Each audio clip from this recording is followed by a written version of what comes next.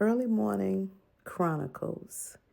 It is about 5:05 a.m. and I just arrived back from an 11-hour shift. And so as I was riding in the car, I was reflecting over my year, right? I was reflecting over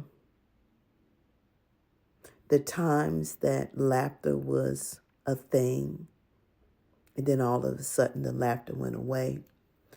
I was reflecting over a time where the unity of family was something that I was overjoyed by. I thought about friendships that I invested so much into for not years, but decades, where, you have friendships where you go above and beyond and you do things for your friends who you think are your friends that they didn't even have to ask you to do, but because you cared about them so much, you was there to assist and to do, only to find out that the relationship was actually one-sided. I've had things over decades that I worked hard for, my money taken from me. And all this stuff go across your mind, and you think about all this stuff as you get to the end of another year, right? You think about the conversation that you had with people that they tell you that they're going to love you no matter what.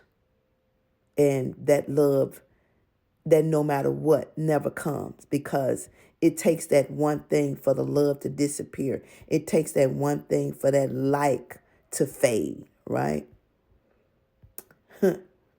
It's funny that when situations occur, the fingers always get the point, right? It's always the other person, and it's never everybody take ownership to their part.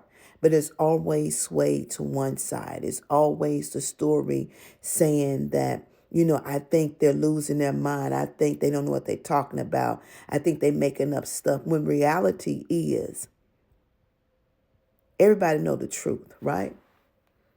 And what we should always do is walk in our truth. And that's the hardest thing for us to do, is to walk in our truth. We don't care about hurting people's feelings. We don't care about how we even make people feel. We don't care about the words we say. We don't care about what we do and how we treat people. We just don't care.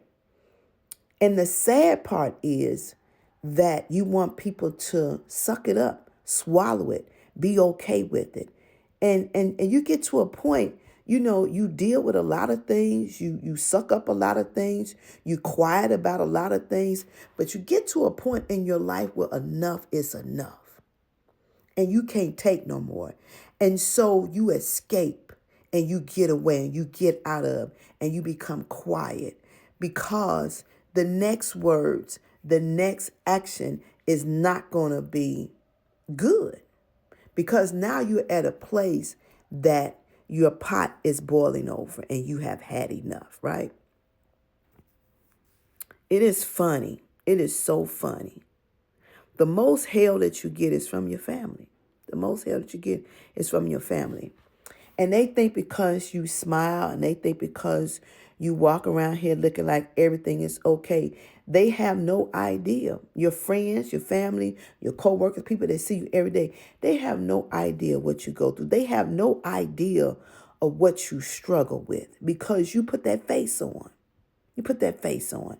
You don't let nobody see you broke down. You don't let nobody see you hurt. You don't let nobody see you upset. And even when things are not going that great, you still don't show it. You don't wear it.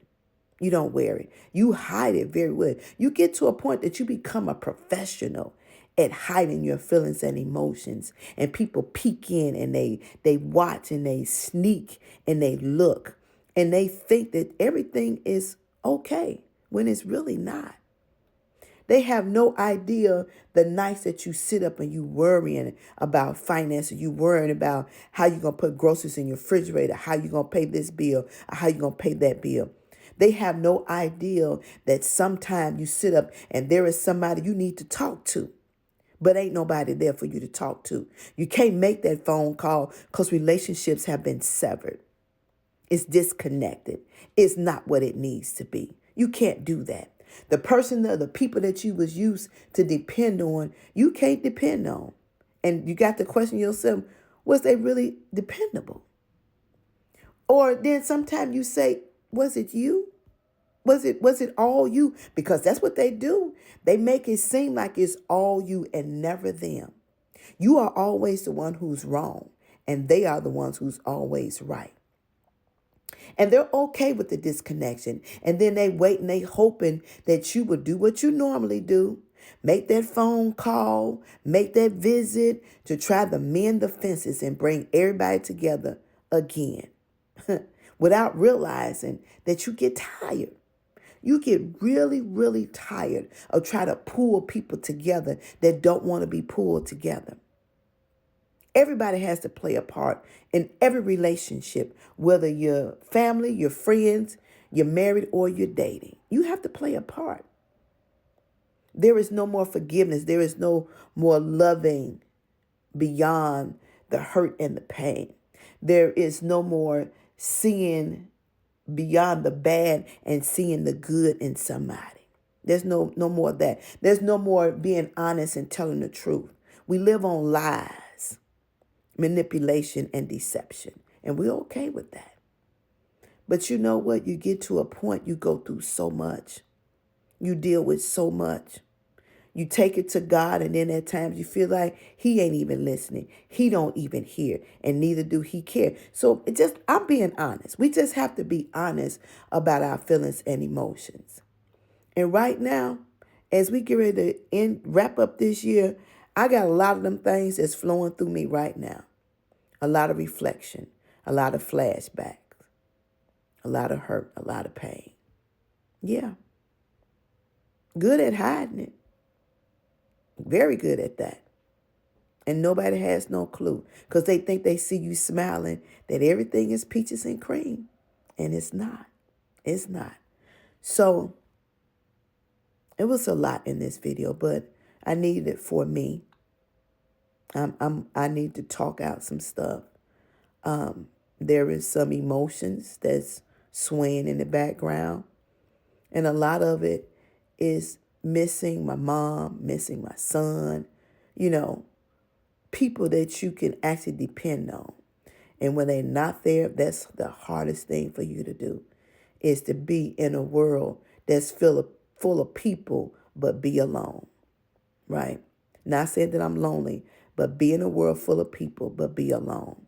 You and the Lord, you and silence, you and your thoughts, you and your emotions, you and your mental state, you and your spiritual state. It's a tug of war. So I hope that you will do some reflection. And yeah, it's helpful. Think about it. But I'm praying that my 2025 will be so much better than 2024 because I can't take another hit nowhere.